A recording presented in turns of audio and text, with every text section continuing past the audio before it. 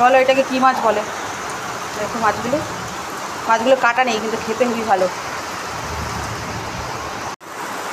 চলো বন্ধুরা, আজকে আবার এই পাতায় ভাজা রেসিপি তোমাদের সাথে শেয়ার করি।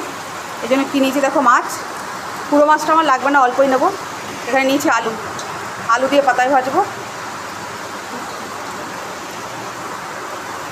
আর মশলাটা বেটে নিয়ে আসি, তারপর তোমাদের সাথে শেয়ার করছি। মশলার ভেতরে নিয়েছি দেখো, এখানে হলুদ নিয়েছি, জিরে আছে ভেতরে, জিরে, শুকনো লঙ্কা আর রসুন। এটা পাটায় বাটা মশলাতেই বেশি স্বাদ হয়,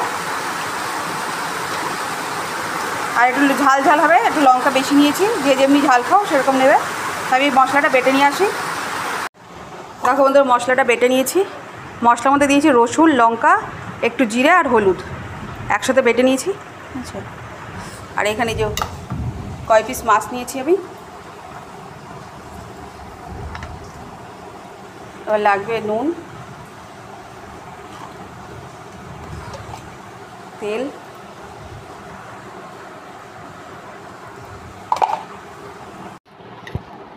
এবার বেটে রাখা মশলাটা দিয়ে দেবো, দিয়ে ভালো করে সব মেখে নেবো।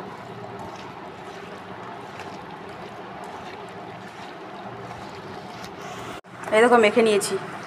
মাখার পর দেখতে দেখেছো, যারা এটা স্বাদ জানে তারা কি বলবে জানো, এর স্বাদের ভাগ হবে না। আর যারা স্বাদ জানে না তারা একবার, অতি অবশ্যই একবার বলছি, একটু করে দেখো কেমন লাগে। আর এটা করতে যেটা লাগবে সেটা হচ্ছে যে কলা পাতা। কলা পাতাটাকে আমি ছেঁকে নিয়েছি, ছেঁকে নিয়ে এখানে একটু তেল দিয়ে রেখে দিয়েছি। এবার মাছগুলো আমি এখানে ভালো করে সাজিয়ে নেব।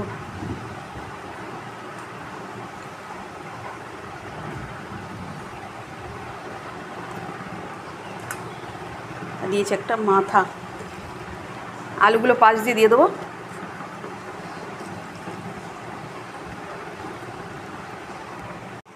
দেখো আমি পাতার মধ্যে ভালো করে সাজিয়ে নিয়েছি। আর এখানে একটা কড়াই বসিয়ে দিয়েছি, কড়াইটাও গরম হয়ে গেছে। এবার আমি পাতাটা কড়াইতে দিয়ে দেবো।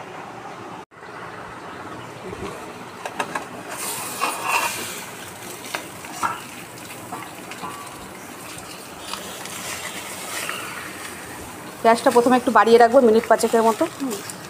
আর এই যে এটা গামলা ধোয়া জল দেবো একটুখানি।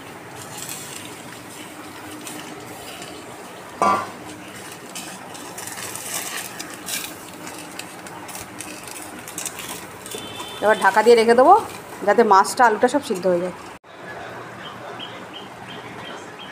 এবার ঢাকাটা তুলে দেখি যে কতটা জল বেরিয়েছে। আর একটু টানবে, তারপর উল্টে দেবো। এটাকে এবার এই থালাটার মধ্যে নামাবো, পাতা নামিয়ে নিই। দেখো বন্ধুরা, পাতাটাকে উল্টে দিয়েছি।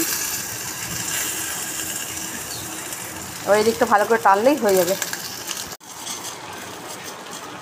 দেখো রেসিপিটা আমার হয়ে গেছে। আর একটু টানবে, আলুটা টেনে নেবে। তাহলে এরকম রেসিপি পেতে চাইলে আমার ইউটিউব চ্যানেলটাকে সাবস্ক্রাইব করে পাশে থাকতে হবে। আর ফেসবুক থেকে দেখলে পেজটাকে ফলো দিয়ে রেখো। আর রেসিপিটা যদি ভালো লেগে থাকে তাহলে লাইক, শেয়ার ও কমেন্ট করতে কিন্তু একদম ভুলবে না। তাহলে আবার দেখা হবে অন্য রেসিপি নিয়ে তোমাদের সাথে। এইভাবে পাশে থেকো।